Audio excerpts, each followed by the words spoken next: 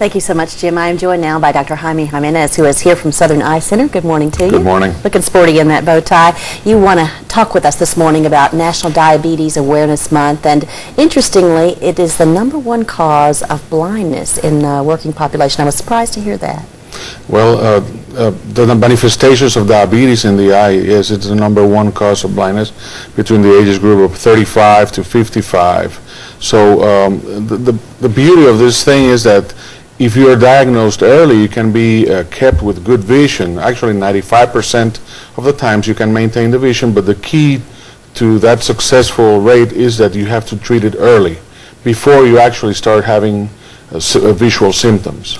And the trick there is to be diagnosed, and a lot of people don't even know they have diabetes. Absolutely. It is estimated about 50% of the population that has diabetes has not been diagnosed. So you have to be aware of certain risk factors for diabetes. If you have a strong family history of diabetes, if you're overweight, over 40, if you particularly have a lot of thirst during the day, and you're also urinating a lot, even during nighttime. A lot of times people think it's they're taking some diuretic, some water pill, but sometimes it's actually diabetes, and if you have these risk factors, you should be tested for diabetes.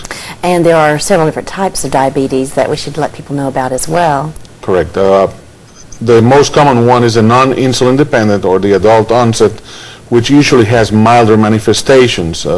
The insulin dependent, which is usually, the onset is in a younger population, that tends to have the more severe manifestations.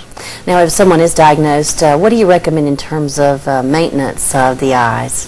Well, of course, they should be checked by any qualified professional, particularly with dilated examination of the eyes, and by taking good control of your sugar and your blood pressure, you can decrease significantly the risk of blindness in this case. So we're looking at some lifestyle changes. Absolutely. If you could name 1 or 2 things that you would like for all diabetics to know that they should do to manage a little better, what would you say?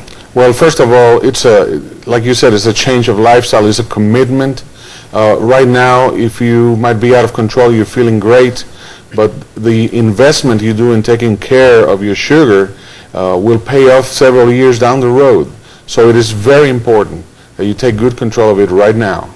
Good tips. Be on top of that, folks. And if you'd like more information about Diabetes Awareness Month or anything about the Southern Eye Center, you can call 264-EYES.